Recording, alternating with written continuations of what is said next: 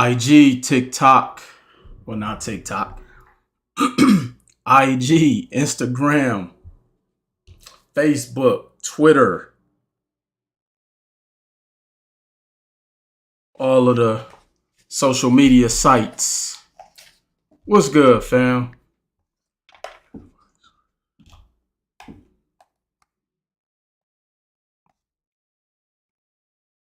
What is going on? We'll get started here in a second. What up? What up? What up? I need y'all to drop your name, where you chiming in from. Today we're going to talk about, and I'm looking at a couple different screens. Good evening. If you were to retire today, what would be your financial situation?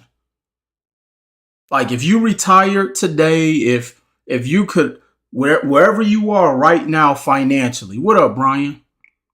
Wherever you are right now financially. One of Atlanta's leading entrepreneurs. Sorry about that, y'all.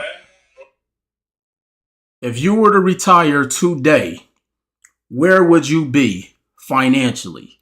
We got Chicago in the house. Bree, what's going on? How you doing? How you doing? We got Chicago. We got London, the UK. I'm actually going to be making a trip to London soon. I need a tour guide out there. We got Yolanda from Vegas. We got Jeff from Miami. We got Facebook in the house. We got YouTube in the house. If you were to retire today, what would your financial situation look like? We got Milwaukee in the house. Of course, Milwaukee is in the house. Of course, Milwaukee is in the house. We got Cali. We got Tallahassee, Florida. We got New Orleans. Y'all keep chiming in. Y'all let me know where you chiming in from. Let's make sure we share this as well. Let me get on TikTok.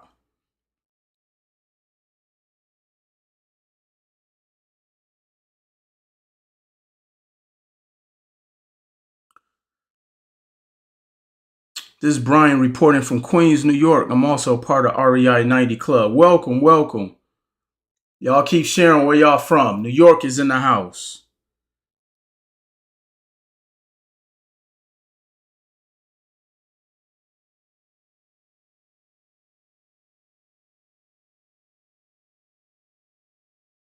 All right, we're going to get TikTok. We got PG County in the house. Milltown's finest. Absolutely. You know what I'm saying? Means is average mode is most medium in the middle. Range high. I'm not sure what that means. We got Jersey in the house. Y'all keep chiming in. I'm about to get TikTok on here. TikTok a whole different animal, but we're going to try to make it work. If you were to retire today, what would your financial situation look like? You don't have to answer that out loud, but we're going to talk some stats today. Because, see, here's the thing. And before we get started, I want to, San Diego is in the house.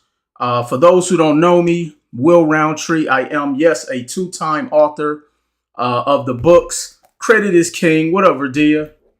Credit is King, as well as full-time CEO, the shit they don't tell you. I appreciate everybody who's been going out picking up these books. If you guys don't know, I'm excited. I'm about to, you know what? I'm about to start bragging on my books now. You know, I used to didn't really brag about anything that I did or that I accomplished, but I'm going to start bragging. And here's why. My books are in the top 1% in each category that they're categorized in. Credit is King is actually the top 0.5%. So this is one of the best-selling books in the finance space. You don't have to believe me. Go to Amazon and you will be able to see the stats. You will see the stats. And here's why I'm going to start bragging.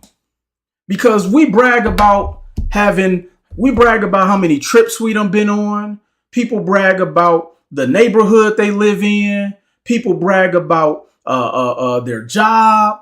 People brag, like, I'm going to start bragging about my accomplishments. An accomplishment that they said could never be done. When my teachers made me leave algebra because I was flunking so bad. My algebra teacher told me I wouldn't amount to nothing.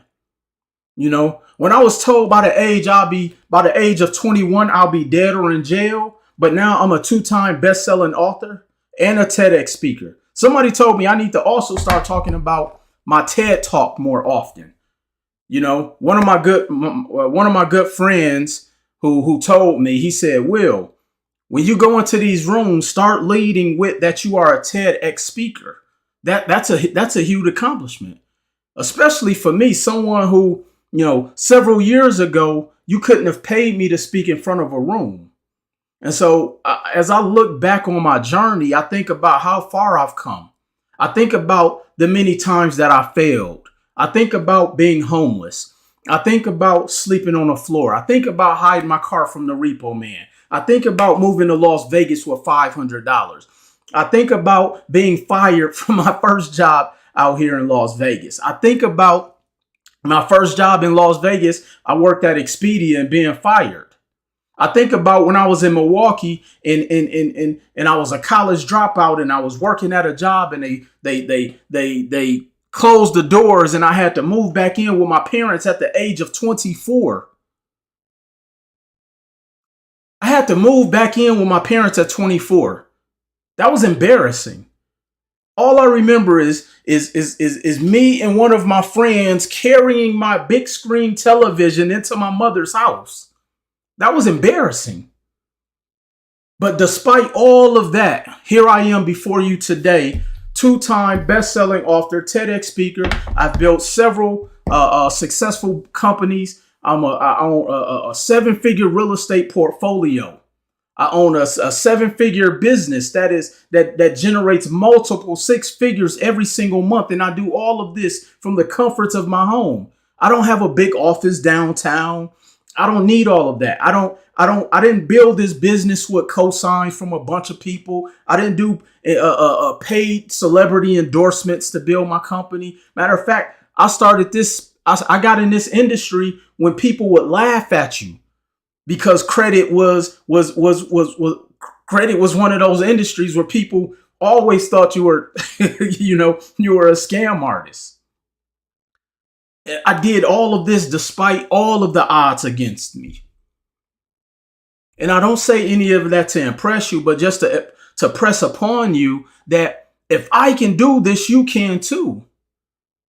But one of the hardest things that I've learned for a lot of people is being consistent. That is one of the hardest things for people to do. One of the hardest things for people to do is to be consistent. People, it's hard to find a friend who's consistent, let alone being consistent at what it is you are looking to execute on. And one of the reasons, and what I'm going to talk about today, is what's still keeping people poor, passing over opportunities repeatedly, not necessarily economically, is the lack of inconsistency. And we're going to talk about that here today. So I want you to ask yourself, if you were to retire today, what would your financial situation look like? If you were to retire today, if you had the opportunity to stop working, because that seems to be a lot of people's goal, to not have to work for someone, what would your financial situation look like? My boy looked like a healthy freeway Rick Ross. Yo, y'all funny today. Credit shouldn't means anything if our government has a 0 credit score. Lack of inconsistencies. Consistency is key. Somebody said I got a 9 to 5, and you should keep your 9 to 5 as long as you have to. But I'm going to show you how to build outside of your 9 to 5. See, one of the biggest things that people have is they have a misconception and they think you have to save your way to prosperity. Saving money in a bank account is really what keeps people poor. As contrary as that sounds, saving money in a bank account keeps people poor. $10K a month of rentals. Okay, not sure what that means.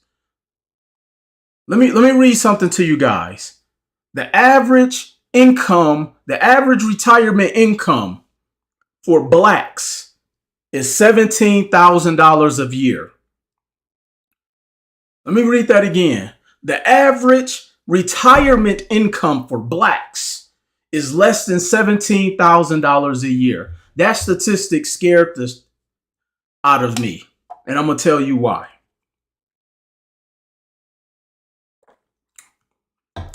Would you say living benefits will fall under a life insurance? Not sure what you mean by that. Why do you think that is? Well, that's because people and I'm primarily speaking to the black community, black and brown, they're not doing anything for savings.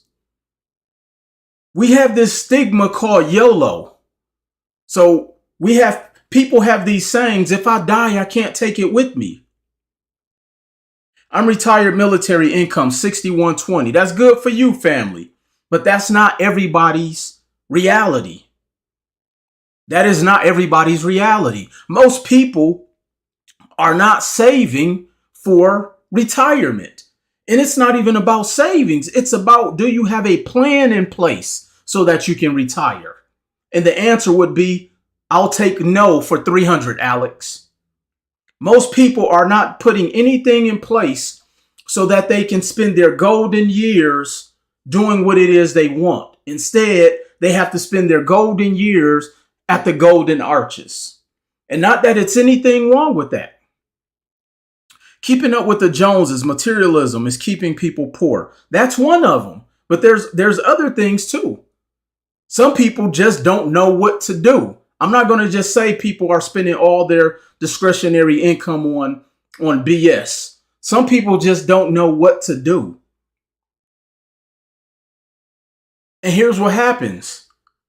You start putting your money in savings, and then next thing you know, you're chipping off of it. See, let me tell you why savings will keep you poor. Somebody type that in the chat.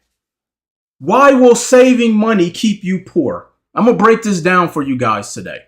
If you're ready to learn something tonight, type the number 1 in the chat. If you're ready to learn something tonight, type the number 1 in the chat. I'm going to tell you why saving money keeps you poor. That's right. You heard me right. Why does saving money keep you poor? I'm glad you asked me that. I'm gonna break that down for y'all tonight. Andrew, what up? I need you guys to share this, please. Share this. I need you guys to share this. Shout out to everybody who supported the books, who went out and grabbed the books. I've seen a couple orders come through. Thank you. Credit is king, as well as full-time CEO, the shit they don't tell you. And I'm going to tell you guys some shit that they didn't tell us. See, I can remember my elders telling me, save your money, save your money. But as I look back, their financial situation is not where I want it to be. So did saving money work for them?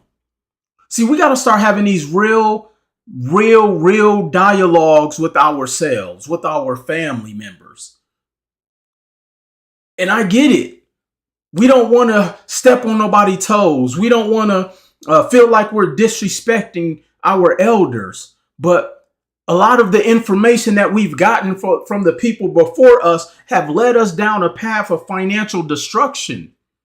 And it's not to their fault of their own. They didn't know. Spend it where you can make more. They want you to stay trapped. Got credit is king. Still need full-time CEO. Appreciate that for everybody who's gotten the book. You going to have any trainings in Sacramento? I'm working on it, Andrew. I'm working on it. But we got a training coming up January 21st, Las Vegas, Nevada. Make sure you go and purchase your tickets. Excuse me. Why not save money for a home? Great question. Matt said, get your pens and pads ready. Let me tell you why saving money will keep you poor. Why will keep you broke? Okay.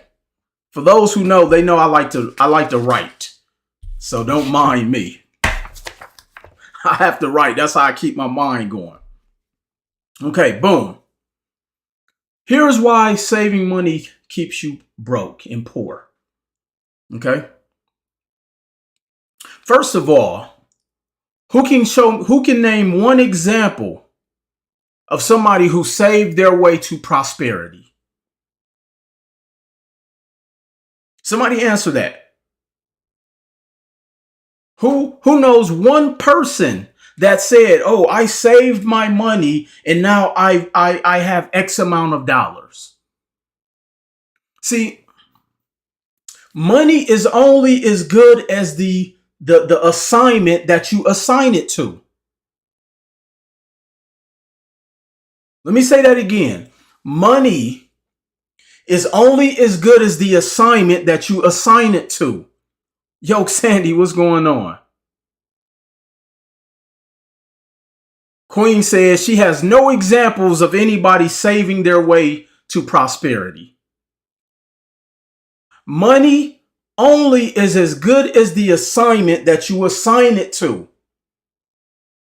So let's look at this. Let's look at just the simplicity of how money works when it's in a savings account. Okay? Now, let's say you are at the age of retirement. Okay? I don't even know what the age is. Let's say 65. All right? So you're 65. Who can tell me what the average what first of all, for those who look at savings as a means of a rescuing mechanism when you retire, who wants to take a shot at how much the average person has saved by the time they're 65 in a bank account? Who wants to take a shot at that? A shot at that. Reminds me of your old YouTube videos. Thank you. That's right. Most people can't even retire at 65. But we'll just say that you're lucky enough to retire at 65. Who can tell me what somebody at the age of 35 has saved on average? It's definitely not 100,000. Not even close. Not even close. Somebody said 30,000. Somebody said 10,000. 69. No. See, again, we're talking the average in savings, not in like retirement accounts. We're not talking retirement accounts. So the average, let me give you guys some stats. The average amount in savings, especially for the average black family, is about $1,700.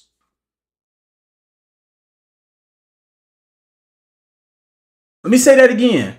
The average black family has about $1,700 in savings. It's like really scary. Really scary. So let's just say someone was lucky enough to save 30,000. Okay? Let's just say someone was lucky enough to save $30,000. Okay? Who knows what it costs to live per month for the average person? Who knows how much it costs to live per month for the average person? What is the monthly expenses for the average person per month? Yeah, this is a public emergency. What is the average expenses for a person per month? The average rent is $2,000. Because again, we're less than 41% of homeowners. So we don't own our homes, which means we're renting. So if you're renting and the average rent, even if you're living in a senior community, your rent is about $1,000 to $1,500. Okay? So let's just say, let's just do some basic math. Let's just say you got 30,000 saved up. Your average monthly expenses is $2,500 a month. Okay? You have about 2 years before your money runs out. Think about how scary that is. This is why by the time someone is 67, 68, they have to go back to work. Like, I really want us to really imagine what that has to feel like for someone who gave their blood, sweat, and tears to a company. They retired, they threw them a party, they got their watch, they got the balloons, somebody brought a cake. Like, the potlucks were plentiful. But then 2 to 3 years after the balloons are gone and the confetti and all of that at your retirement party, you have to go back into the workforce. You can't spend time with your grandkids. You can barely travel. And no, guess what? Because now you're back in the workforce, your expenses went up again. A lot of people don't know. A lot of the times it costs you money to work. You're paying more in gas, you're eating more, like all of these things cost.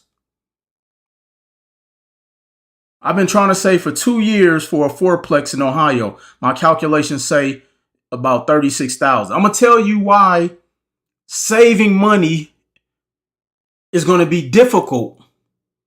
Because every time you save $3,000, a $5,000 emergency happens. Every time you save $10,000, a $7,500 emergency happens.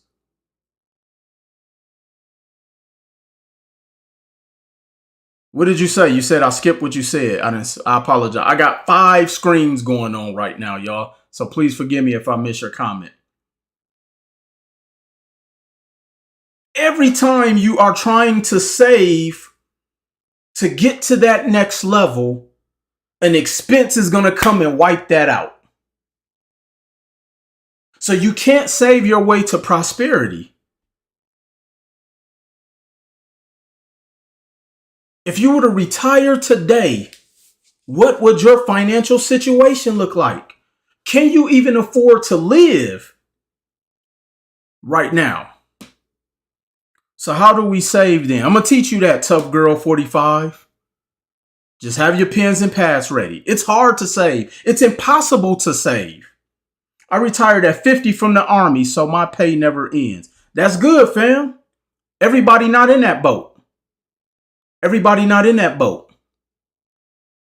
But then when you retire, you're on a set income, which means you can't do much more outside of what you're doing now. Some people may be satisfied with that. Some people may not be. It's really up to you.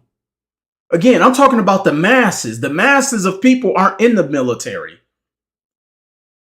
Because I also know people in the military who are still financially hurting because they over leveraged themselves.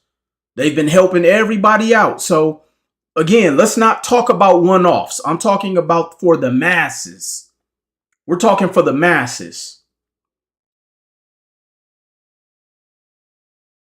We're talking the masses. Okay? Let me tell you guys something. You can't save your way to prosperity. It's been proven. Everybody in here just kind of broke down a scenario of how every time they save $5,000, a $6,000 expense comes along. This is the hustle that they sold us on. This is why they want you to stay dependent on systems that have been put in place to keep people financially in vice grips. And let me tell you why that is the case. Somebody asked me, why, Will? Why do they want us to stay in the vice grips of financial ruin? Somebody asked me why.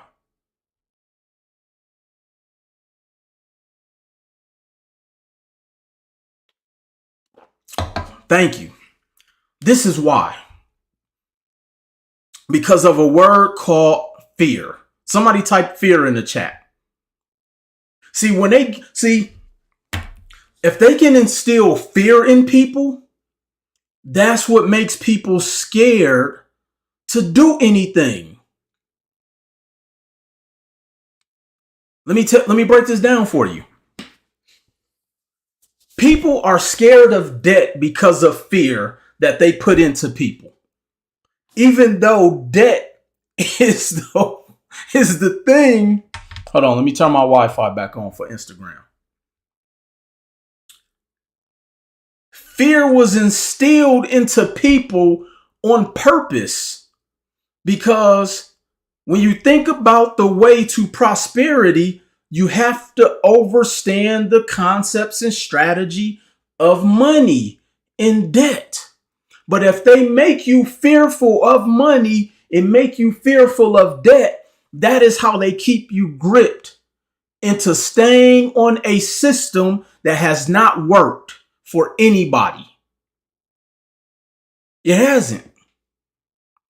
Let me know if my Instagram is working now. I just went back on Wi-Fi.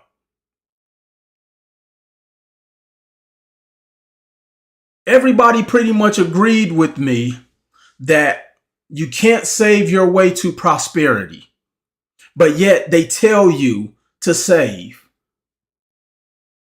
Everybody just agreed that when you do save money, you actually end up dealing with more issues. Excuse me. And so if they know as I call it, the cheat code to breaking out of the financial matrix is understanding how debt works and understanding how money works. As long as they keep people in financial bondage, they know people won't operate outside the system for them to get there. Let me tell you guys a story. We are an asset to the government. If you retire, they can't use you as collateral. Let me tell you guys a story. So I have a client who I worked with for about 18 months at the time. And over that time period, we helped them build some capital through leveraging debt. Somebody type in the chat, leveraging debt. And I want you guys to start being able to utilize financial terms. The proper financial term is leveraging debt. Okay? This is how they talk at the tables that most people don't get invited to. Okay? This is how they talk at the tables that most people don't get invited to. I need a glass of wine. Get a tall glass, okay? See, so my client who I helped leverage debt over 18 months, write this down. We was able to help him leverage $125,000 in debt, or really credit, but we're going to use the word debt. We helped him leverage. Now that doesn't mean that's how much he was in debt. That means we helped him go and secure $125,000 of debt because he's going to be able to leverage it. Okay? So write that down. $125,000 of debt. Not in debt, of debt. Words matter. Over 18 months, we helped him leverage over $125,000 of debt. Okay, so now he was at a family gathering, and his relatives were there, and one of his relatives was bragging about how much money she had in her retirement account. Again, remember, people like to brag about things. So if I start bragging about my books and all of that stuff, y'all just know. You should brag on yourself, as we all should. Okay? So he was at a family gathering, and one of his relatives started bragging about how much money she had in her retirement account. And she said, nephew, because I don't know how they got on the topic of money and savings and et cetera, et cetera, et cetera. Okay? She said, nephew, I have about $200,000 in my retirement account. Let me say that again. His aunt said, nephew, I have about $200,000 in my retirement account. Let me show you guys the power of what I'm teaching, what I teach you guys. And so, because he had been working with me, he was confident enough to respectfully tell his aunt, that's cute. You have $200,000 in a retirement account? That's cute. How long did it take you? She said it took her 30 years to save $200,000. Somebody write this down. She said it took her 30 years to save $200,000 in her retirement fund. Whatever type of retirement fund it was. I don't know. It took her 30 years. I hope you guys are writing this down, because when you write it down, then you will start to see why they want to keep us gripped in vice grips with fear when it comes to money and debt. Okay?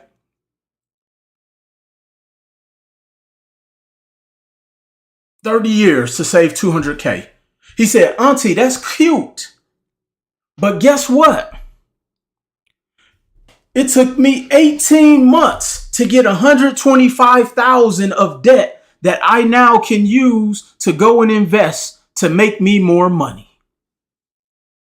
Let me say that again. He said, Auntie, it took me 18 months to get $125,000. And the reason it took him that long, because we had to fix his credit.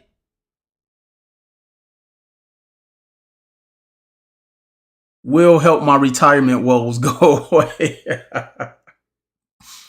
$125,000 in 18 months. Now, let that sink in.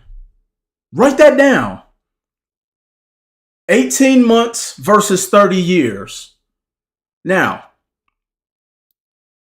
we just talked about money is only as good as the assignment that you assign it to. Okay? So now, most people with the retirement account, usually they just want to live off of that. So they eventually will run out. Let's just put it that way. Okay? So meanwhile, they had to go 30 years in living at whatever lifestyle they had to live at for that time frame. Listening to you changed my thinking ways about credit. Thank you, Henry. Appreciate that. Thank you for the badge. Thank you. Thank you, guys. So now check this out. Now, let's just say this person worked 30 years, but they're not at retirement age yet. See, that's another thing a lot of people never account for. I remember I used to work at this warehouse in Milwaukee. I started at 18, and everybody's entire goal there was to work for 30 years so we can retire and get a pension of like $4,800 a month. We would mark the years off on the calendar to get to 30 years. Luckily, I only made it to 8 and the company shut down. But think about this. So even if a person would have had $200,000 in their retirement account, but they're 48 years old, they're 50 years old, they can't touch that money. And if they do, they will get taxed. So they can't even touch the money in their retirement unless they have the age. But this $125,000 of debt, I can start assigning it to start making money tomorrow. 30 years versus 18 months. Which one would you take? So here's the thing. Here's the hustle of how they keep us in financial bondage, in fear. You got to work for 30 years. They start saying debt is bad. They've been telling us all of these things. But here's the one thing you never ever ever hear them say. The same people who say debt is bad, they never tell you that student loan debt is poison. I might get in trouble for this one. Nobody ever says student loan debt is poison. The average student loan debt is about $80,000. I've yet to meet anybody who's paid their student loan debt off that's more than 40, that's more than 20 to $30,000. You can't discharge it in bankruptcy. Like it's nothing you can do with student loan debt except pay it, or the only way it goes away if you die. But nobody talks down on student loan debt. But yet they talk down on structured debt, which is the debt structure that the wealthy have been using forever, which is the reason that they're wealthy. Success leaves clues. And it blows my mind that the same people who are scared and gripped by fear to take an unknown path because it's unknown to them, but they will take a path that has been proven not to work for the past 5 generations of our ancestors.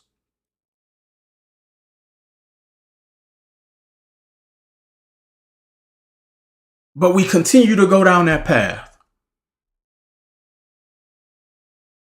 So we're going to continue to keep trying to stack all this money into a fund that odds are we probably will never get to see.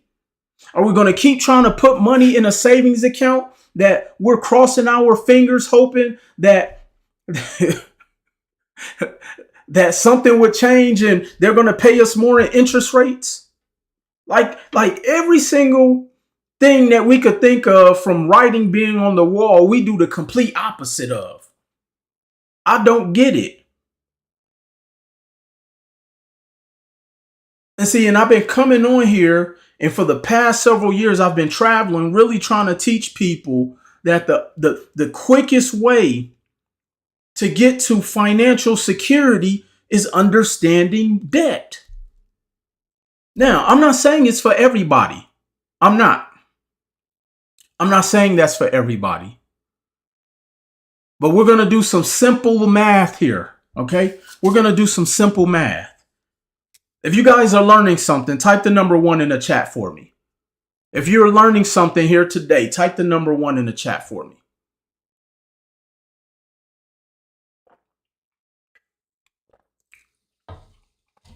They're raising retirement age so they won't have to pay a pension. I already know, trust me.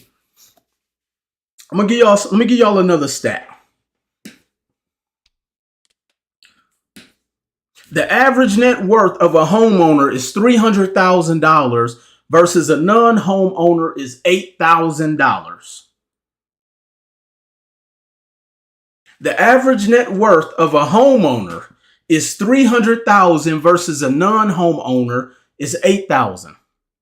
And then, of course, the stats get even worse when we're talking about the Black and minority community.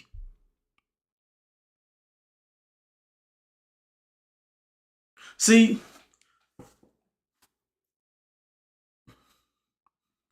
they've talked us out of ownership in so many different ways.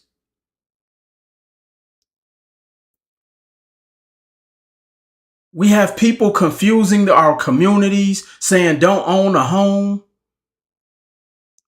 Now, here's what it should be.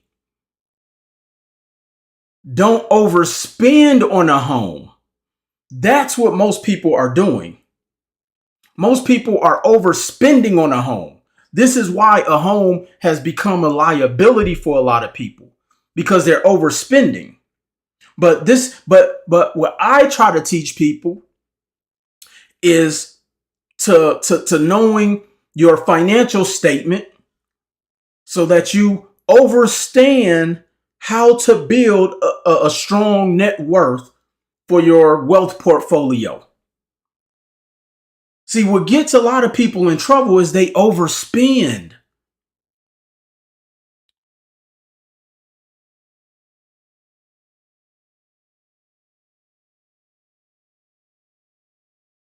had a relative come by my house, and normally I don't even let people by my house. It's like, I don't even let people come to my house. And the first thing they said was, oh, why don't you buy a bigger house? And I mean, the house I live in, it's the house is bigger than the average house. Let me just put it that way, that I currently live in. But there's no need for me to go get a $2 million home when my goal is not to dump all my quote unquote wealth into the house that I live in.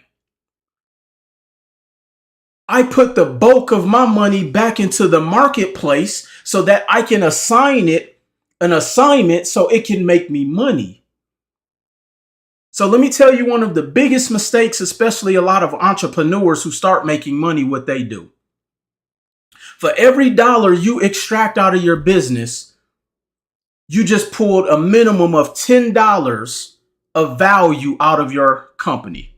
An average, excuse me. Let me say that again. For every dollar you take out of your business or even out of your wealth portfolio, you're extracting an average of $10 or up to $10 out of your, portfolio. And here's why, especially for my business owners. Let's say you have a business that's valued at a 10x multiple. For every dollar you take and pluck out of your company, you're stealing $10 of value for every dollar out of your business. But see, because nobody has ever taught us this stuff, we think our wealth is in the vehicles we drive, in the houses we live in. That is not where your wealth is at.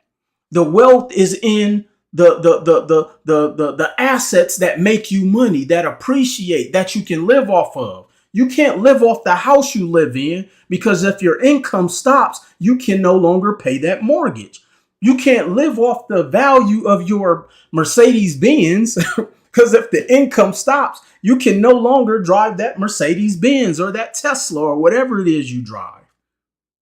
But when I own several multifamilies, when I own an apartment complex, when I own a bank, when I own several single family homes, when I own other businesses that are making money, I don't have to work. But so many people want to dump money into a liability that doesn't make them money. This is why people stay poor. They're not putting money in things that's truly building a net worth. They're not doing anything to build a real retirement fund. Now, granted, long term, if you eventually stay in your home forever, yes, you will build some value there. But do you want to wait 30 years or do you want to do this in 5 years? See, the plan I've been teaching people is you can do this in 5 years. But it's going to take some sacrifice. What's your view on owner finance home ownership? I love owner financing. As long as the deal can make you money, I'm fine with that. I put up a stat, and somebody, Richard, actually just posted this on Facebook. The average millionaire doesn't become a millionaire until they're 57. Let me say that again. The average millionaire doesn't become a millionaire until around the age 57 years old. Why is that important? Because there's a society that everybody feels they have to rush to be a millionaire. Now, I do agree that should be your goal, because it's going to take about $1 million to live in the next 5 to 10 years. But you build that in assets. And if you do it right, it can be done in the next 5 to 10 years. But here's the stats. Because most people have been hustling backwards, Because most people, and I'm gonna say this with respect, most people will not get there because they're too busy trying to either look like a millionaire or dumping their money into failing opportunities. Let me say that again. A lot of people will not get to that $1 million net worth status because they're dumping their money into dead end opportunities, trying to look like a millionaire.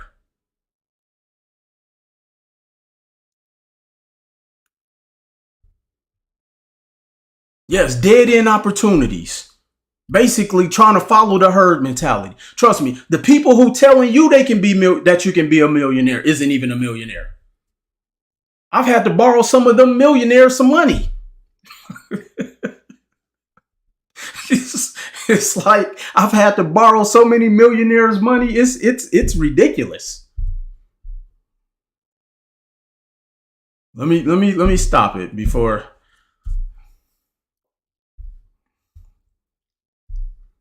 Yeah, we got receipts. Let me stop. It's late. The average millionaire doesn't become a millionaire until the age 57. What if your spouse is spending all the money? That's something you and your spouse have to talk about. You don't want to be too old because you won't be able to enjoy your money. It's not about you being too old. 57 is not old, guys. See, here's the reality. The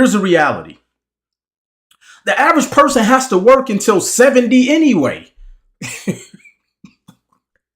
It's like people hear these stats and somebody just posted here 10 years being too long. You got to work until you damn near 70 anyway. What I'm saying is that are you even starting today to practice the concepts to get you on that path? And here's the even bigger reality. It can be done in less than 10 years because it's so much easier now. It's so much easier. Okay, so how can I retire at 50? Nurse. Because you got to follow the concept. And see, here's the thing. People are looking for the magic pill for me to give that to them on this one live. It doesn't happen like that. It's rinse and repeat. It's consistency. I can go to the gym right now tomorrow and it's empty from all of the people who made New Year's resolution. Let alone we talking about trying to make $1 million. People not even being consistent with their health. What makes us think they're going to be consistent with their wealth? Do you have the mental fortitude to invest in yourself? And that investing may be your time. Some people don't. Can you run some numbers? Yeah, I'll do that. But see, here's the thing. When people hear $1 million, they think it's $1 million in the bank. And that's not what it is. That's not what it is. Now, can you get to that? Absolutely. But it's not $1 million in the bank. You don't even want $1 million in the bank because the bank will only insure up to 250 anyway. See, again, because most people have never ever been in a position like I've had a hard time trying to get $10,000 out of my bank account. You don't want $1 million in the bank. You don't. Because the more money you have in the bank, the more the bank is going to finesse you. On top of the more it's going to the more difficult it's going to be to get your money, and you're going to pay more in taxes on that. So you want to build $1 million in assets that is liquidable, that you can liquidate. So when you need money, you liquidate assets. But see, nobody's taught us this stuff. We assume, oh, I want to have $1 million in the bank. No, you do not. No, you do not. You don't want $1 million in the bank.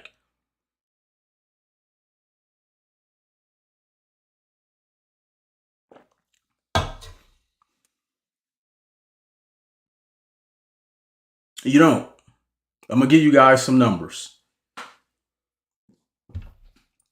All right.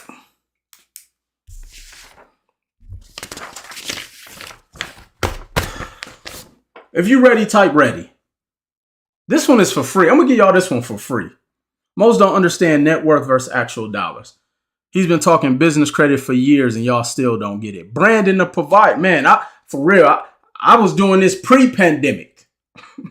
I was doing this when nobody was on my lives. But guess what? The people who was on my lives went and ran it up. I'm telling y'all, it's people who've been following me for years, they don't ran it up.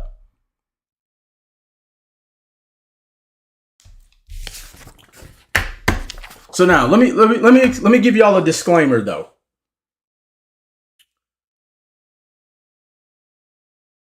The definition of easy means it's also easy not to do. The definition of easy means it's also easy not to do. And people look at something, they look at numbers and be like, oh, that's a lot of numbers. That's going to be hard. Nothing is hard when you have a strategy. What up, billions? Nothing is hard when you have a strategy. But let me tell you why it's hard for a lot of people. It's hard because the average person does not believe that they can make a lot of money. As much as people say they want financial freedom and they want to be wealthy and they want to make the average person does not believe that they can do it. And I'm going to tell you why. Because if I told somebody who just started working out today, hey, I want you to lift 200 pounds. You are consistent, even in your old YouTube videos to now. The facts don't change. Thank you. Appreciate that, billions. Thank you, man. Hey, we gotta keep this train going. Kiana, what's going on? So now, imagine your first day training with your personal trainer. And your trainer said, you're going to lift 200 pounds. Did you know the average person will say, how in the hell will I lift 200 pounds? They can't even fathom it because the most they may have ever lifted is maybe 50. This is how our mind keeps us in bondage because we can only go as far as our reference points that we've been able to physically see. But we've only been able to go that far because nobody has ever pushed us to stretch past the impossible. And this is why I often say you must believe the impossible is possible.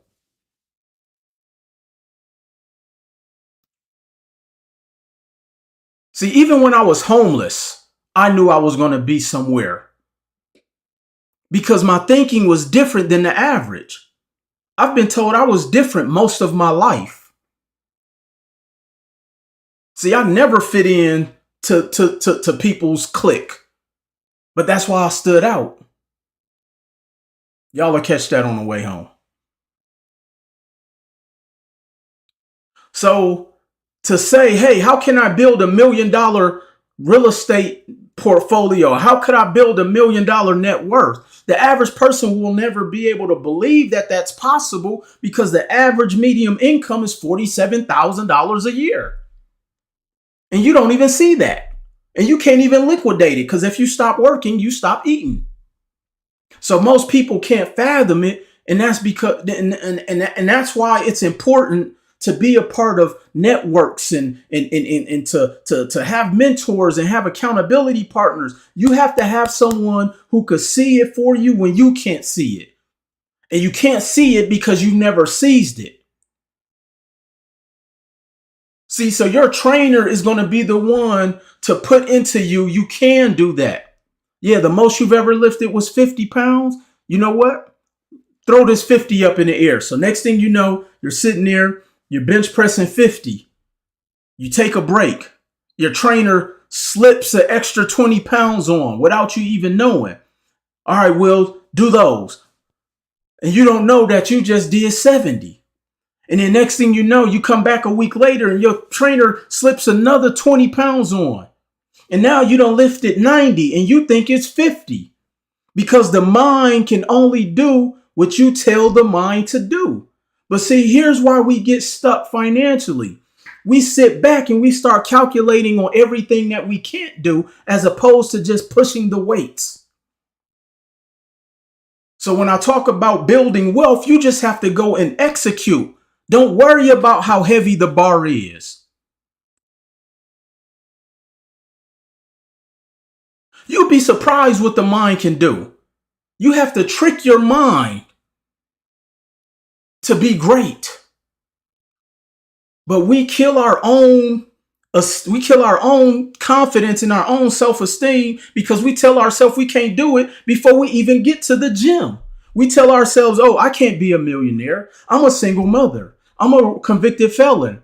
I'm a this, I'm a that. Like we talk ourselves into ruin in every aspect of our life.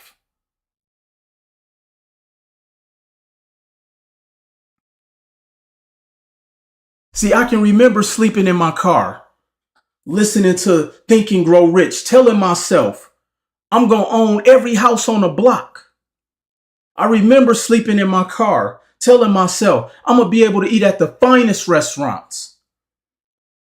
I remember hiding my car from the repo man, saying that one day, forget 6 figures a year, I'm going to do over 6 figures a month. I was telling myself this before anybody else believed it. Words are powerful, absolutely. Because I wasn't worried about how much weight was on there. I'm not worried about the weight of the process. I'm just going to stick to the path of the journey. Like my cross country coach said, Will, I don't care if you walk, crawl, or roll across the finish line, as long as you get past the finish line. So a lot of us who are saying they want to be millionaires, if we're not there by 31, when people tell me, oh, I want to be out of my job by 40, why? Now, I'm not saying that shouldn't be a goal, but why set yourself up for a doomsday when you're 39 and you don't have a plan to get out of there by 40? Like, we got to stop doing that. Just get in the game first. What is your fear factor level? See, most people, their fear factor level is too high. Going back to the scenario of bench pressing. If you're scared that it's going to be too heavy, guess what? Even the 50 pounds will be heavy.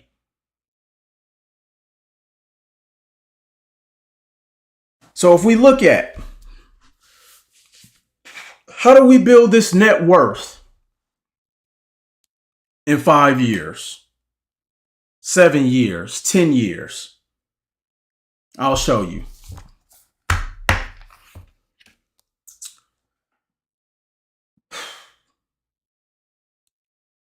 I'm going to show you guys one investment at a time, and then you just rinse and repeat.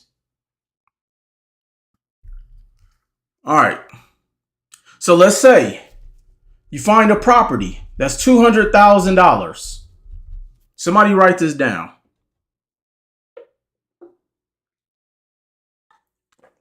Let's say you find a property that's $200,000. What up, John? You up late out there, man.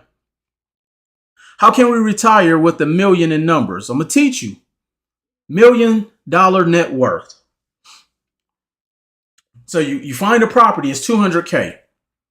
Now, as an investor, we're only talking about investors. I'm not talking about house hacking and trying to do an FHA. You can do that, but we're solely talking about just this strategy. Okay. Now, this isn't a live to teach people on how to break down and evaluate a deal. You want to learn that? Join my REI 90 program. I'm just giving you some basic math. Somebody type 5th grade math. I'm giving you some basic fifth grade math here. Fifth grade math.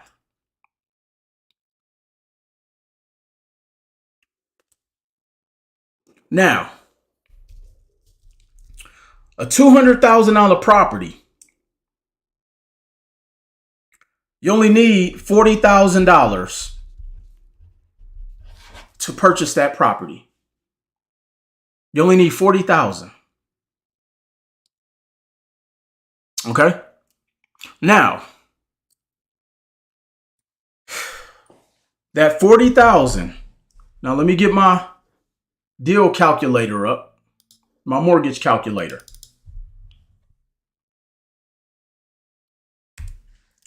So, you need 40,000 down for a $200,000 property. You're going to go and borrow the 40,000. Okay, you're going to borrow the 40,000. Now, that 40,000 is going to cost you a couple $100. That 40,000 is going to cost you a couple $100. Let's say it cost you $500. Okay, let's say that $400 cost you $500. All right, I'm giving y'all some basic math. Now, this is brown sugar _8. I teach you where to get the 40,000. That's why you got to stay tuned in. I can't give y'all everything at once. It'll be information overload. That's why you gotta lock in. Okay? We getting spicy. $500. You're going to mortgage the other $160,000. You're going to mortgage the other $160,000, which means a bank is going to do the acquisition and give you a mortgage for the other $160,000. Now, a 30-year mortgage at an 8% interest rate, because we're going to talk about it at the highest, is $1,100. $1,100. So to service this debt for $1,100 and $500, so you're looking at about $1,600 to service that debt. Okay, it's going to be about $1,600. Now, we're not adding insurance and taxes and all that. I'm just giving some basic math. This isn't the class to break down every single dollar. I'm just giving you some basic math. Okay, now, the reason it's important to know how to evaluate a deal, which is what I teach in my REI 90 class, is because you want to break down so that you know it's going to cost you all in for the $1,600, and you want to be able to know and find a property. We're not worrying about taxes and insurance right now. Okay, just follow the basic math, y'all. Again, this is why people be stuck financially. I'm just giving you some basic math. Okay, just focus, just follow me. We be worrying about the wrong things.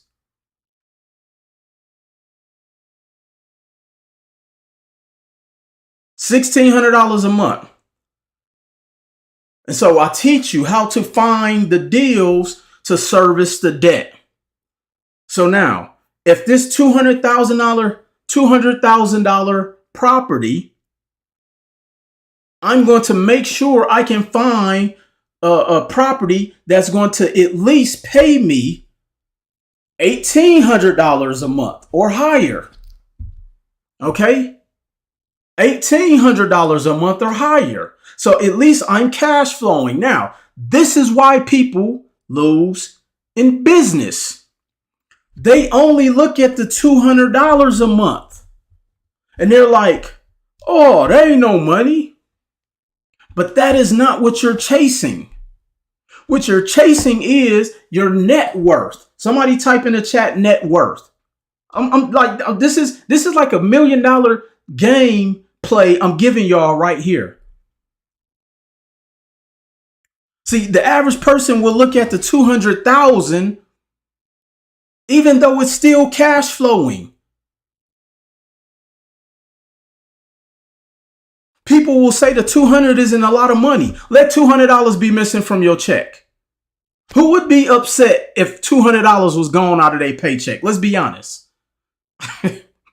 Who would be mad if $200 was short out of your paycheck? You would quit your job if your company shorted you $200 every paycheck. So let's not pretend like $200 ain't a lot of money. Let your hotel overcharge you $200. You mad? You on Yelp? You on BBB? you doing a review on TikTok? So let's stop like 200 ain't a lot, y'all. All right, so now it's not about the $200. John said that's 200 for the rest of your life. It's actually more than that, because here's what's happening. That $200 is forcing appreciation because you're paying the debt down on the $200,000 property. But here's what happens. Just because you bought it at 200 doesn't mean that in 5 to 10 years it's only worth 200. So keep in mind, 5 to 10 years you've paid down the debt. So now, so you bought it at 200. You already have 40,000 in equity, so the debt on the property is only 160. You've paid it down for 5 years. Let's grab a calculator. All right. Let me find a calculator, y'all. All right, so the debt servicing is $1,100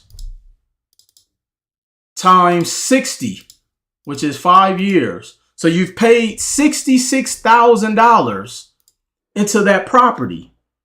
So now over 5 years, you may only owe about 110, but the property is worth more than that. Remember, you're forcing appreciation by paying the debt down, and then the value is increasing over time. So now, if you just did that once a year over 5 years, again, you bought one property every single year at $200,000. How much is that over 5 years in value of assets? Somebody do that math. Was 200,000 times 5. Somebody run those numbers for me. Was 200,000 times 5.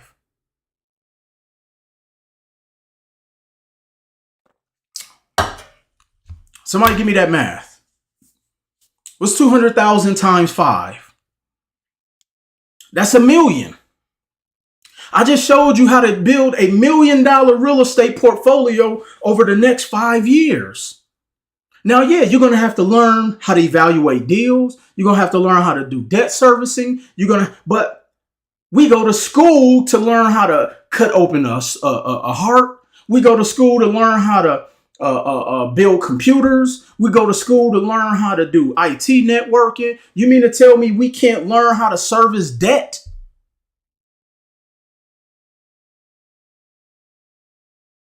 When I just gave you a simple mathematical equation to help you build $1 million portfolio net worth in 5 years, even if it took you 7. I just showed you how to increase your net worth by a minimum $300,000. So basically acquire property every year. It's really that simple. But see, we chase after the wrong thing. We look at the 200,000 and think it's too much, but we'll go to school for 200,000. We'll buy a primary residency for 200,000. So people are buying cars for $60,000. That's half of what you should be using to get to build your portfolio. The average car note is $700 a month in the United States. That's half of what it will. That's more than half of what you could be paying towards to service debt on an appreciating asset that can pay you money forever.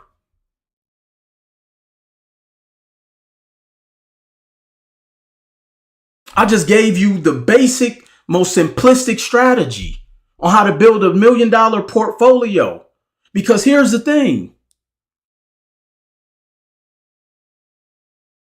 And going back to the beginning when I talked about say you can't save your way to prosperity. So now when you do need money, you borrow against the portfolio. So let's say after year 3, you have 600,000 in assets. Somebody type 600K. After year 3, you have over 600,000 in assets. Remember, that doesn't even mean you paid 600,000. That just means after appreciation, what the portfolio is worth. See, this is why you guys need to learn about value and net worth. I think the ideal is good, but you definitely gonna need some more info. Roberson, that's why I say you still got to invest in learning how to do the game. Again, y'all don't listen sometimes. I just said, yeah, you're gonna need more information. And not saying you particularly, but I'm just giving you guys the basics. Just like y'all paid y'all college professor, go and learn how to run the numbers. Or you can join REI 90. You ain't even got to learn it from me. I'm just giving y'all the basics. Any books we can read? Yes, it's on rei90.com. That's where the books are at.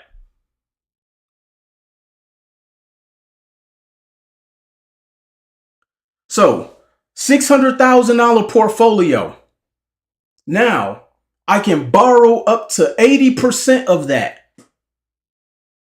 I can borrow up to 80% of that. I can borrow up to 80% of that. And somebody type this in the chat, tax-free.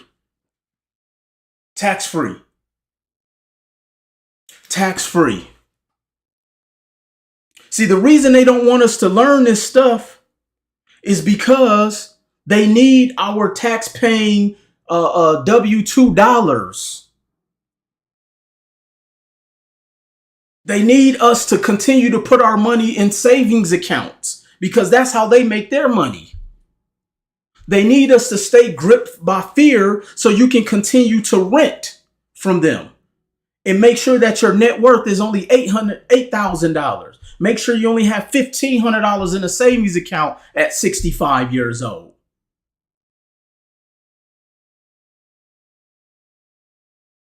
They need you to be scared of debt. They need you not to understand about money. They need you to not know the how to position yourself from a tax strategy standpoint. They want you to keep running all your business under an LLC. I want to go over y'all heads. Let me say that again. They want you to keep running your business solely through an LLC. So now you're not paying yourself. So now you paying a higher tax because you're paying your self-employment taxes double. The shit they don't tell y'all. Y'all gonna get me kicked off of here.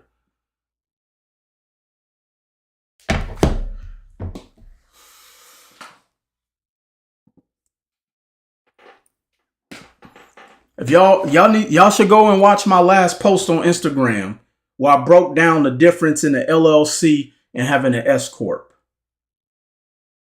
Disclaimer, I'm not a tax professional. I'm just telling you what I know. You can find my books on Amazon.com. You also can get the audio versions on Audible.com. Full-time CEO, the shit they don't tell you. Credit is king. My books are in the top 1% of books in those particular categories. I'm excited. I just actually learned this last week.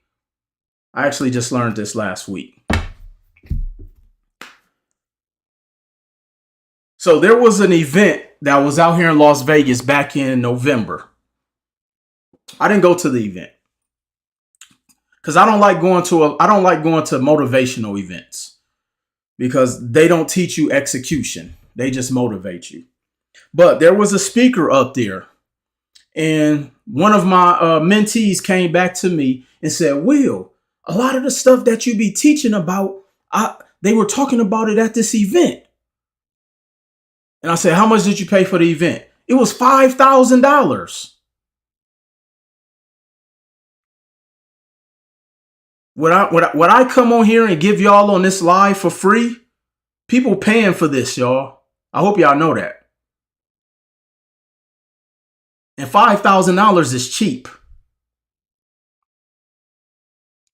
See, people compare, people determine value based upon their financial situation. Let me say that again. People determine value based upon their financial situation. To all of my entrepreneurs on here, let me give you some free game. Don't ever structure your price based upon what somebody can pay you. You structure your price point and fees based upon what your value is in the marketplace. I know my value, as you all should too. I had a client who was in this particular industry, and they were charging like $25 to speak with someone. And I said, guess what? You may be talking to a lot of people, but you need to increase your price point because you're not talking to enough people because people think your price is too low. She took my advice. She was a little scared and hesitant and actually made more money. People determine your value based upon their financial situation. That's not how I do business, nor should you. Because people can find the money for the concerts. Every football game stadium is sold out. Every NBA game is sold out. Every Future concert is sold out. Every Drake and Little Baby and Rod Wave and Lil Yachty. Like, I don't even know half these rappers. But every single concert be sold out. Every pair of Yeezys is sold out. Every pair of Jordan Last Dance is sold out. Every pair. So I never make my price based upon what somebody else think my value should be. Never. I've actually lost out on money in the past because people said my prices were too low. I'm just trying to live and I'm not worried about my rent again. Damn, bro, your logic is crazy. I'm a barber where I live and I definitely bargain with people. Look, to my barbers, I believe in paying barbers what their worth is. Because I know what a haircut can do for you. You know what I'm saying? Just like when you go to a fine dining restaurant, you're not necessarily paying for the food, you're paying for the experience. See, some people got like we've gotten so conditioned to where we don't even know what value is. But we only determine value based upon what our financial situation is, and we have to stop it. Ain't no way in the world you're going to go to a Lamborghini dealership and they going to say, Will, how much you got? Oh, you only got that? Okay, we're going to drop this car from $300,000 to $47,000 because Will Roundtree is here. Hell no. They going to politely walk your ass to the front door and say the so-and-so dealership is down the street. And tell them I sent you. That's what they going to tell you at Lamborghini. They ain't adjusting their price point. They going to tell you to get your money up and come back. And I say that because people will have a problem with what your value is. But these would be the same people who will go to a company and try to negotiate their wage and get mad if the company say, no, we're only paying you this. And they're going to say, no, but I'm worth this. Those are the same people who want to cut your prices in half so that they can go to Future's concert, so they can come out here to Dre's. Well, if you learn how to invest in real estate and collect some rent, your rents can make sure you get into Future concert. Front seat. And this is why we have to learn about money and learning about how to leverage debt. We have to learn this stuff. I just gave you guys $1 million play, how to build $1 million net worth. Let's just say it took you 10 years. I'm fine with that. because the average millionaire is a millionaire by 57. And a millionaire isn't a person who has $1 million in the bank. It's a person who has $1 million net worth. And that's another reason why people stay broke, because they don't know what a millionaire looks like. A millionaire doesn't always drive the big body Benz. Half the people you see in these big body Benzes, it's a 2007. If you see the S-Class and it got the booty on the side of the tires, that's an old S-Class. I say that because somebody was just trying to brag about them having the S-Class. I'm like, yo, fam, that's like they can't even get parts for that one no more. Matter of fact, you should sell it so we can go buy some real estate. Matter of fact, you should sell it so you can come to my event January 21st. So then I can teach you how to get some real estate. So now you can take your rental income and buy the Benz. Let your rents pay for the Benz. If your Benz got the butts outside the wheelbase, valet parking you in the back. I'm just y'all gonna get me kicked off here. If your Benz got the butt on the tires, they parking your Benz in the back. They not parking you up front. So let's get some real estate so you can get the Benz. Is net worth after debt? Great question. Let me tell you. I actually wrote it down for y'all. Will is tough, bro. No, because see, sometimes people need to hear the reality of what money is. Like, I'm not dissing people, but what I'm saying is like people put so much stock in the value in the shit they have that has no value. Let me say that again. People put so much stock in the shit that they have that lacks value. But they think it's valuable because people can see them in it.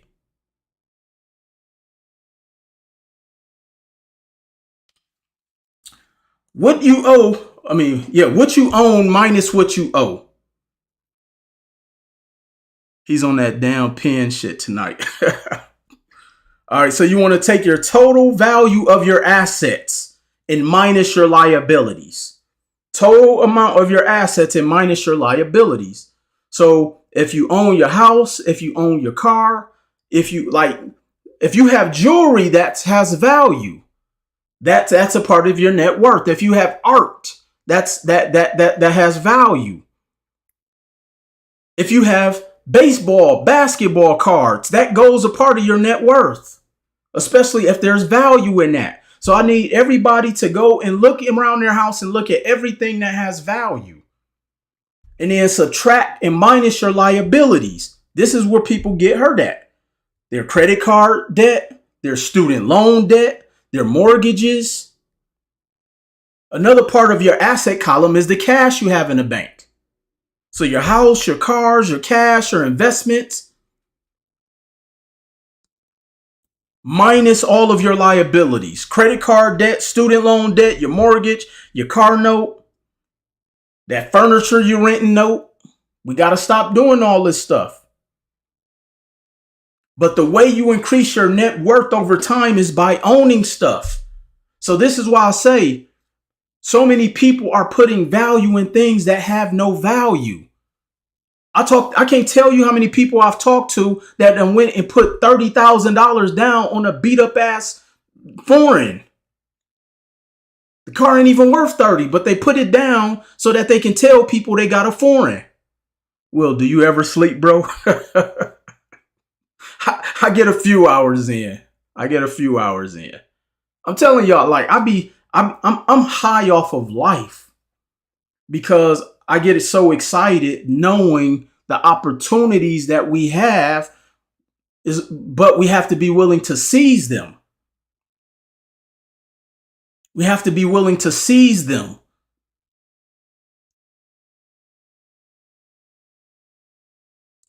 Like some people actually, I know I rub people the wrong way, but people get rubbed the wrong way by me because of my drive.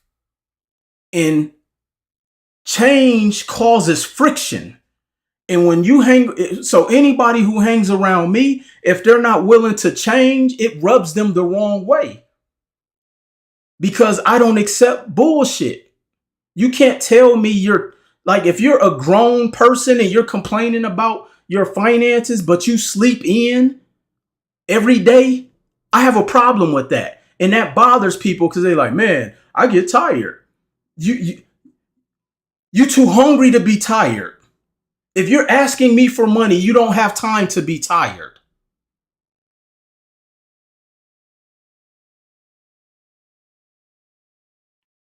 So that's the thing that I say. If you have kids and you so no.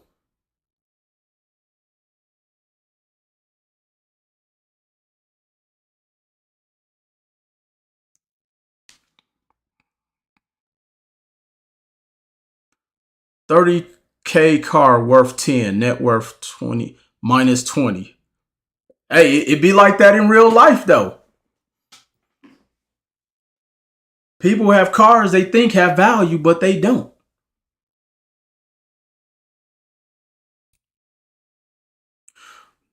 Do prior REI members still have access to the deal pipeline? I think you do. The deals are going fast in REI 90 though.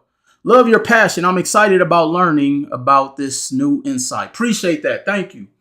I'm a truck driver and for years I've been trying to learn real estate in the right way to get in. Well, you came to the right place. You can go to rei90.com and learn more about what we teach through my real estate group coaching program. If you're in Las Vegas or want to come to Las Vegas, January 21st, I'm having a real estate meetup. Excuse me. Meet me in Las Vegas. But we got it. I say this is the year of change. We got to stop making excuses.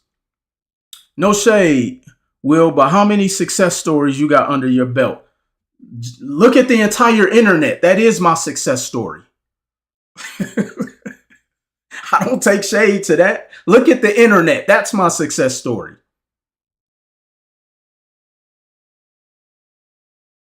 If somebody's in credit, that's my success story. If somebody's doing funding, that's my success story. Because there was very few people doing this before me. I can name probably 20 people that everybody know that's come through my coaching.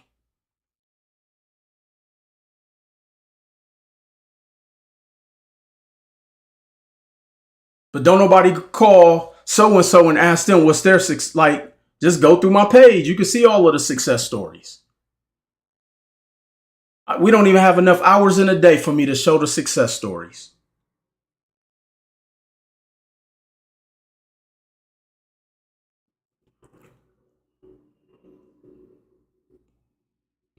What time is it? Damn, y'all still rocking with me? It's midnight on the West Coast. Yes, I know 3 you mentored. Absolutely. I probably can name 100. How much do you think you could turn $1 million cash into?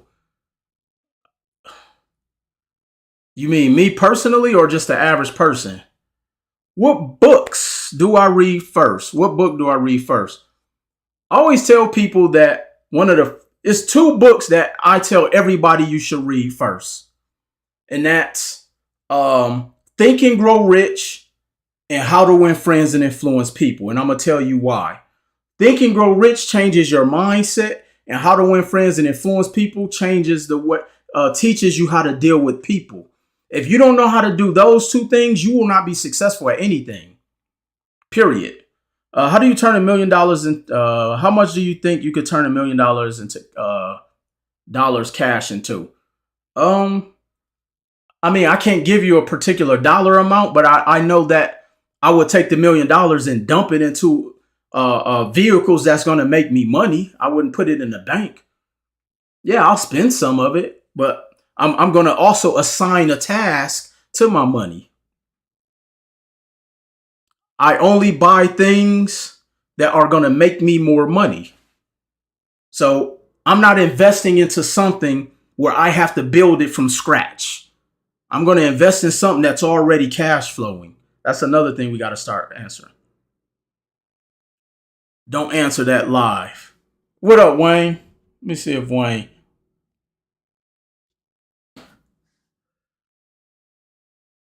The information. See, even my bro Wayne, and Wayne, he Mr. International. He said, Will, stop giving people stop giving everything away, Will. Wayne worked with Deca millionaires. Even Wayne said, Will, you charge this, you charging too low. What up, Wayne? What's up, Will? Hey, you said stop giving everybody everything? Hey, man, I said, don't give them that game. that cost, you know what I'm saying? You can't tell them how you gonna add to that $1 million unless they gonna give $1 million for you to add to the leverage. Come on now. Hey, that's the $1 million play right there. Come on now. That's the $1 million play. So no, I was showing people, man, and really just talking about the level up and how the average black has less than $17,000 in retirement income by the age of retirement. And we got to learn how to invest. We just lost Wayne. Wayne probably somewhere internationally. I don't know. But we got to learn this stuff, y'all. I just gave y'all the $1 million play. We just talked about the importance of debt. We just talked about why we got to learn about money. We just talked about strategy. We talked about concepts. We have to learn this stuff, y'all. We have to. What up, Wayne? Yo, it's good. Chilling, man. So no, just letting the people know, man, like how important this is to learn, because the average black has less than $17,000 annual in retirement income. Correct. That's scary for a lot of people. No, that's more. That's terrifying. And but I mean, I feel like we have to start to hold we have to start holding our culture accountable. Although I know that there's a lot of things that we are late to bad at, in the sense of, like, we get the information late. A lot of stuff we have to kind of dig for when it's handed to other, cultures and ethnicities and religions and families and so on and so forth. But I think we have to start holding ourselves 1,000% accountable, simply because the information is available. And we spend countless amounts of dollars and countless amounts of time on frivolous things that don't serve us, or like don't have a real purpose, or has no long-term residual effect, or things that we can hand down to our, kids, families, generations, etc. There's no transfer of information. It's kind of like it's just pointless things. You know what I'm saying? So 100%. I think accountability should be probably the number one word for this year, since we're, basing everything off the new year and, the quotation marks. Yeah. Right. We have to start holding ourselves accountable, because it, this is where it starts. You know what I'm saying? It starts with you. It starts with us. It starts with everything that we do day in and day out. And it's all based off of what? Accountability. No, 100%, man. And I know that, you've been out on this journey for a while. You've made it to Forbes and done all of these dope things, man. And so what's one piece of advice you can give people, man? Because I always tell them it's definitely possible. And just me knowing your story and your journey and where you came from, and for you to have the levels of success, what's a piece of advice you can give people?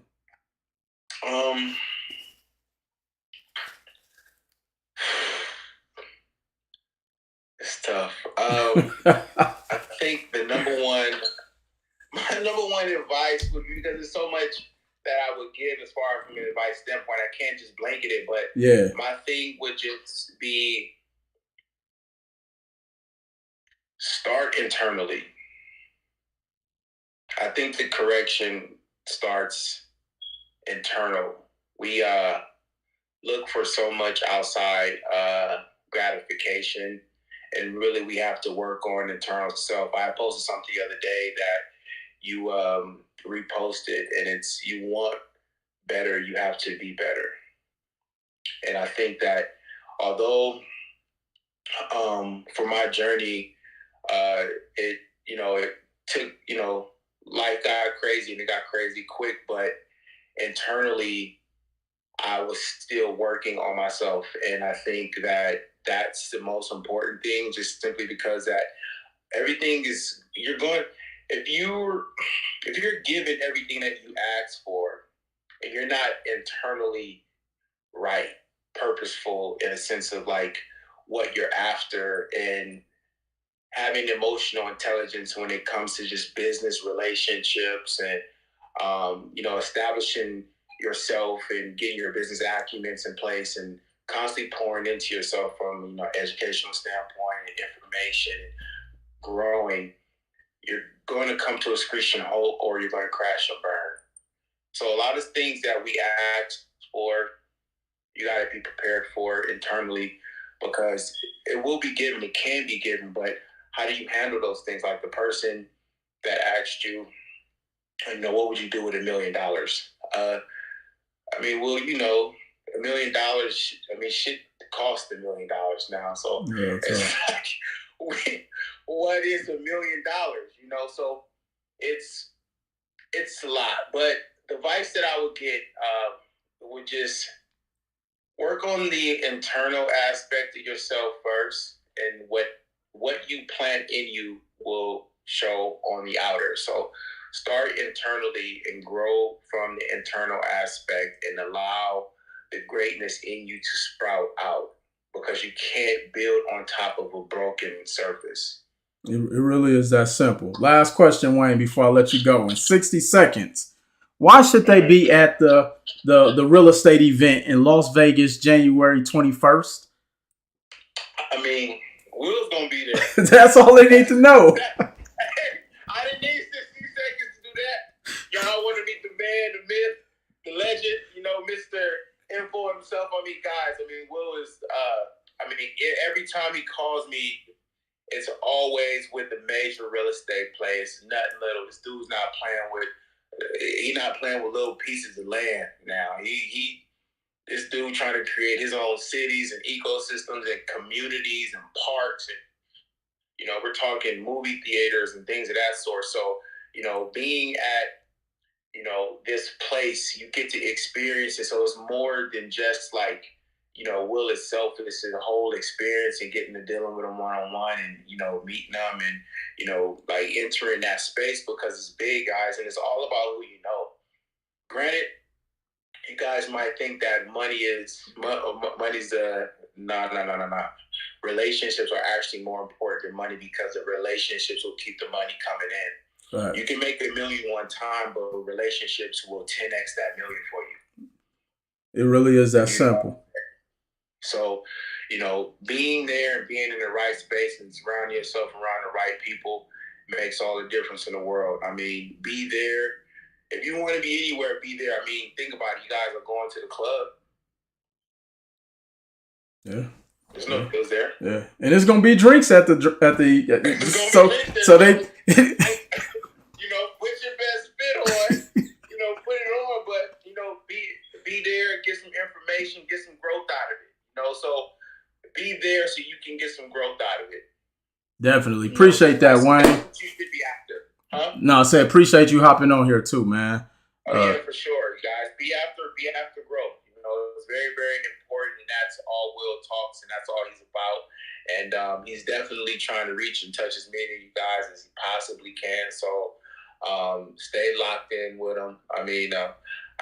This man is, he's after something way, way bigger. You guys are, watching it, firsthand. So I think being there would make all the difference in the world. You get to, brush shoulders with him, and you know what I'm saying?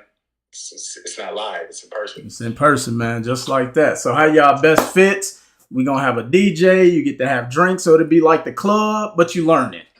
So they get Right. they get the Yeah, best. it's networking, and networking is key, guys. But always remember that.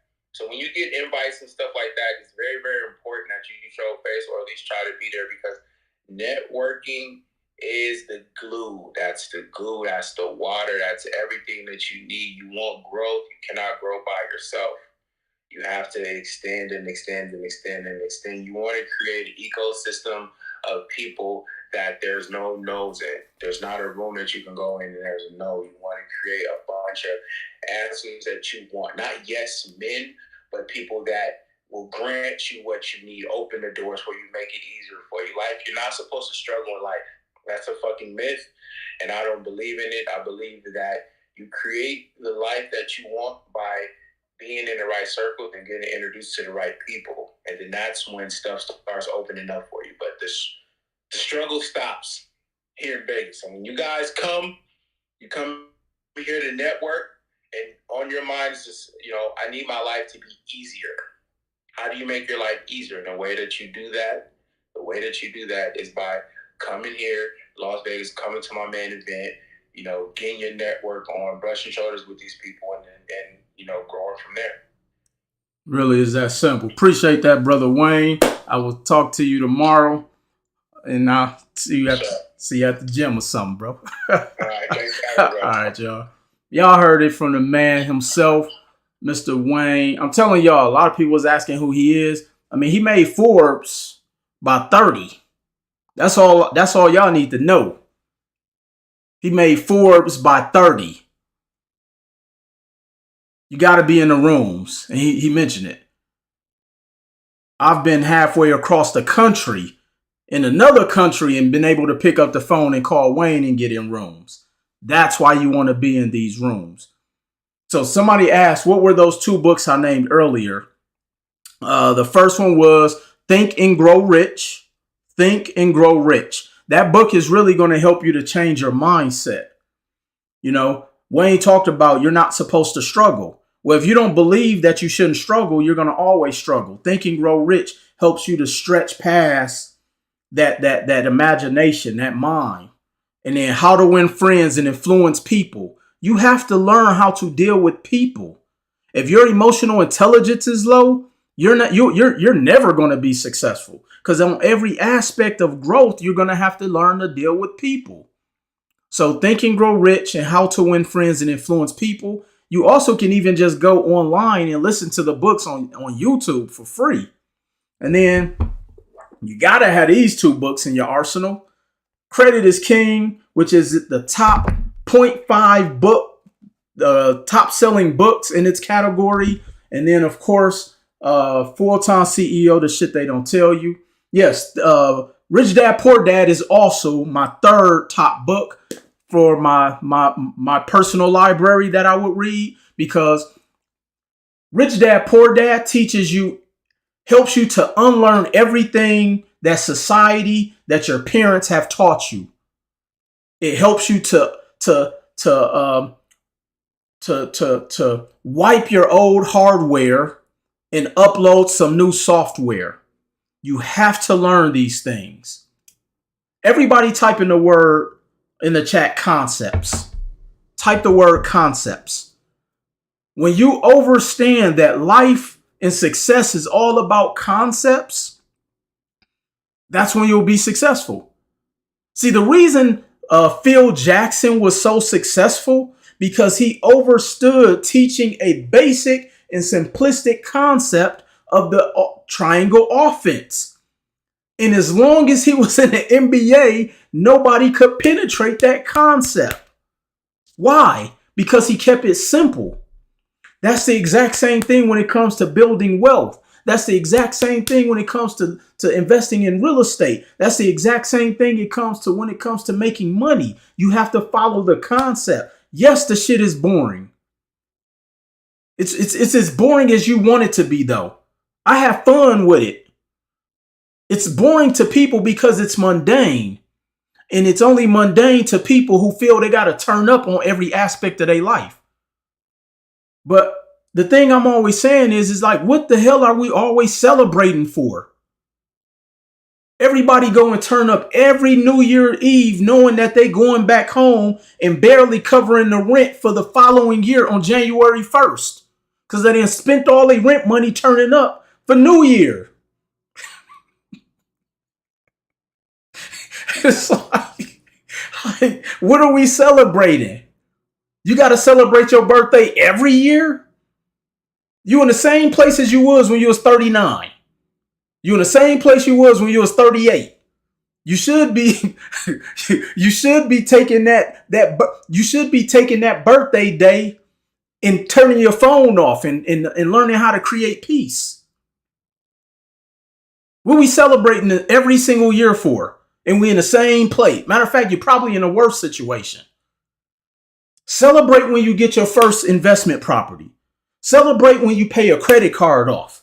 Celebrate when you get your first rent check that somebody else is paying rent to you. That's the shit we should be celebrating. Celebrate when you write that book you've been saying you was going to write for the past 6 years. Celebrate not just when you get your LLC open, but when you make your first dollar within your LLC. Because having an LLC ain't worth nothing. You got to make some money. Celebrate when you file your taxes the proper way. Celebrate when you get to that 700 credit score.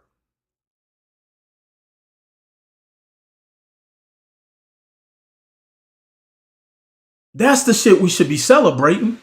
That's the stuff you should be posting. Not New Year's Eve. Not the bottles with the sparklers. They just finessed you. If you bragging about bottles that you had to pay for out of your paycheck, that does not impress me. It's like when I see people who are trying to turn up with their paycheck, that doesn't impress me. Cause see, and I'm not saying I don't go to clubs because I do, but I'm in the clubs turning up with passive income that I can buy this bottle because I know that I have another rent check coming from the other building. So that's what I turn up with. I turn up with rent money. I turn up with money from my businesses. I turn up with investor money. I turn up with the money that those other millionaires got to pay me back because I loaned. So let's stop turning up with our paychecks because that is not impressive. Because now you got to go back home and calculate how far you could stretch that paycheck and see what bill you can put half on. If you got to split your cell phone bill in half because you done turned up, that's a problem. Y'all Vegas dudes be turning up the most. So stop turning up with your paycheck. Like the Collins 941 said, that's broke.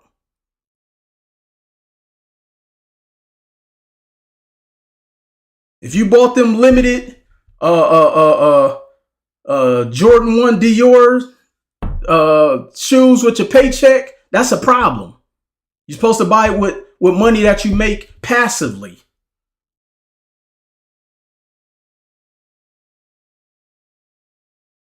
I'm about to start a trend. Now watch what's going to happen. Y'all going to start going out and y'all going to see y'all friends and family members turning up with their paychecks. And y'all going to remember, damn, Will talked about that. And y'all ain't going to see them the same no more. Watch. Bucks games humbly can trip the ref.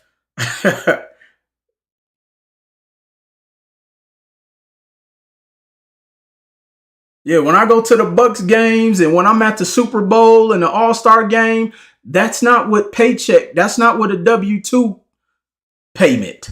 That's from rental payments.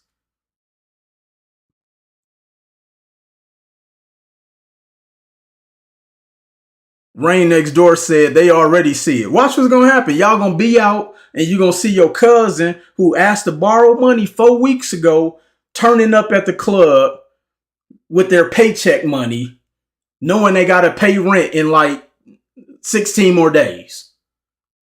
Stop turning up with your W-2 money. We know that that's fake.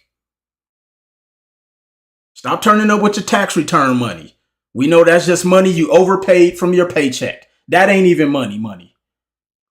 Like we gonna start, like Wayne said, we gotta start holding our culture and our community accountable.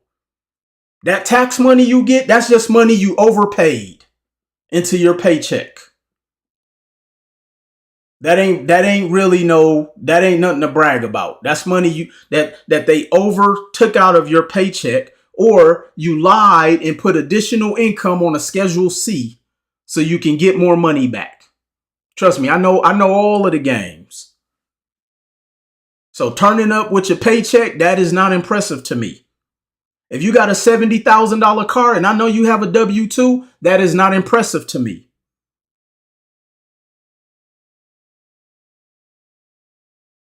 When I travel, I only travel with points, not my money. Very smart, brown sugar. If you posting pictures in Tulum and that's your paycheck money, that is not impressive to me. Especially if you don't have anything paying you.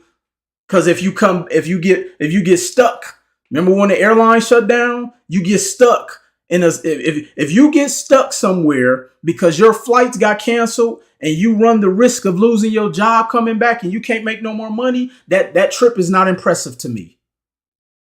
What's impressive to me is people who are investing in themselves, who got drive, who's investing to create passive income, who's investing to really grow a business, who's investing into their marketing budget, who's investing into having a CFO in their business, who's investing in filing their taxes properly.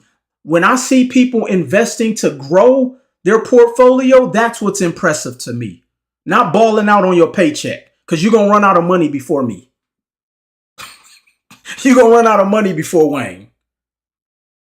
You're going to run out of money before John, one of my mentees who's on TikTok right now with me. Stop balling off case money. Balling off PPP loans. That's ran out anyway. We already see the magnitudes of that money slipping. So again, if you have a W-2 job and I see you trying to ball out at the clubs with outfits, with your car and all of these things, that is not impressive.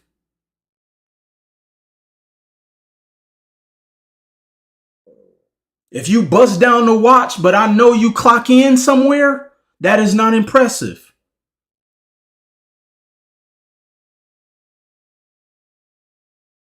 Right. What's the end goal? If Vice doesn't work, these people need a plan of action. You get the plan of action by being part of an ecosystem that teaches this. See, I use my platform to give you guys some strategy and concepts, but you got to learn the execution by enrolling, just like when you go to college. I can't use the live every single time to give you a step-by-step strategy. No, you got to invest in yourself. Just like you pay for college. And that gives you no return on investment. Is it better to do a regular LLC or sole proprietor? Go get an actual entity. Let's stop being sole proprietors. Because if somebody come after your business, they come after everything you own. If you would like to book a free strategy call with my team tomorrow, DM me the word help. If you would like to get a free strategy call from my team, again, I give you guys every opportunity to get in position, but now you got to actually want it. Information is the new change. Absolutely. Can you speak on a DUNS number? I speak on DUNS numbers all the time. What do you want to know? A DUNS number is worthless. A DUNS number don't get you no money. If you would like to get information to help your situation, DM me the word help, not here in the chat. You need to DM me the word help. You can follow me on social media across all platforms. Mr. Will Roundtree. DM me the word help, and someone from my team will reach out to you tomorrow. I want to see how well you guys follow directions. If you guys are still putting help in the chat, that lets me know there's a disconnect somewhere. DM me the word help.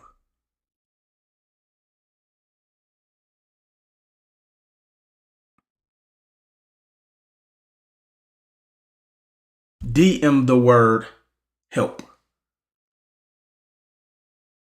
So as I wrap up, again, let's start balling out with your paycheck. Stop it. That stops today. Remember, I said 2023 is the year of change. And you can only have change if you're willing to make improvements. And with change, there comes friction. So it's going to feel a little funny. It's going to feel a little awkward, but you have to be willing to go through it. Stop balling out with your paycheck. Learn how to invest. Learn the power of debt. Learn the power of leverage. Learn the power of networking. Come turn up at the event January 21st. If you want to brag, that's where you should be posting pictures. You can even buy bottles there at a fraction of the cost. Come turn up January 21st in Las Vegas. You want to stunt? Tell them you invested in REI 90. You should be posting that purchase. Stop posting your bags and your shoes because that shit has no value. Post your receipts start posting your receipts of the programs you invested in. That's how you turn up. If you would like more information on the event in Las Vegas, you can go to closein90.com or see the link in my bio. Start posting your HUD 1 statements when you purchase an investment property. That's how you turn up for real on somebody. Because now you're showing somebody you're going to make money for the rest of your life. Yeah, see, y'all want to know why I get excited about my books? Because these are going to pay my son. These are going to pay my son's kids. See, you get a royalty when you write books, especially when the books actually sell. You get a royalty. This book has actually been licensed by colleges. See, a licensing deal means you get paid for something you did one time. Why can't people buy what they want? People can buy whatever they want. I'm not telling people not to buy what they want. I'm saying turning up and buying bottles and jewelry and sneakers with your paycheck, that's not a flex. So we need to stop posting that. Especially when you know you can't pay your full cell phone bill. If you don't have life insurance, but you got insurance on your cell phone, you hustling backwards. See, you could turn up in a club when you know that you're going to get a residual check for your books. That's the type of flex y'all want to be doing. So go write them books. Go invest in them businesses. Go invest in those houses. What about real estate do you teach? Go to REI 90. You can learn what we teach, what I teach about real estate. REI 90. Everything is there. REI90.com if you want to learn what I teach about real estate. But I can tell you that I teach people how to make money in real estate and not just flip a house. Oh my gosh, talking to me. I don't know about y'all. King Paul first. I appreciate you being vulnerable and sharing that you want to do better. Can you open a trust with your life insurance? I can give you somebody who can talk to you about trust. I'm not giving financial advice about trust and legal anymore. People be trying to send you to other people's podcasts. I give you access to my attorney. That's all I'm going to start doing. Just published my first book this week. Congratulations. Congratulations. I'm telling you, go write that book. Go invest in that business. Like, that's the type of stuff we should be posting. Brag on your accomplishments, not on your not on the things that's costing you money. Brag on the things that's going to make you money. Is your book on Amazon? Yes, on Amazon as well as audible.com. Amazon and audible.com. All right. So again, y'all, I appreciate y'all rocking out with me. I know we probably going on about 2 hours, but I just get passionate. How do I join your program? Go to rei90.com or see the link in my bio, and you can actually book a free strategy call, and someone from my team will reach out to you to answer any questions you have, completely complimentary. What is the best way to get out of hard money loans if you're an LLC? It sounds like you definitely need to book a strategy call with me. I don't know your full situation, so I don't know. But it sounds like you may need to book a call. Here's one thing I will say. Let me leave y'all with this. Oh yeah, appreciate y'all. Thank you. You guys are definitely welcome. Let me leave y'all with some information and advice. A lot of people, when they get jammed up in situations, they're looking for a quick fix. And sometimes that quick fix, they're not willing to invest in the answer for that quick fix. And see, sometimes you have to understand that you have to invest to get out of a jam, because trying to do it for free is what got you in the jam. Let me say that again. Sometimes people have to be willing to invest to get the proper information to get them out of a jam, because a lot of the times trying to do it for free and trying to figure things out is what got them into the jam. That's when you know the value is there. So back in the day when people used to ask me, hey, how do I fix this and fix that? I used to give it to them until one day my mentor taught me. He said, Will, no. A person has to be willing to invest to get themselves out of that jam, because free is what got them in the jam. That'll go over some of y'all heads. Start learning the value of value, or else you're going to continue to go through life getting what you got, and that's being stuck. So appreciate y'all. I'll see y'all. We're going to go live this week, all the way leading up to, and I'm even hosting a free webinar January 19th, right before the real estate event. So until then, I will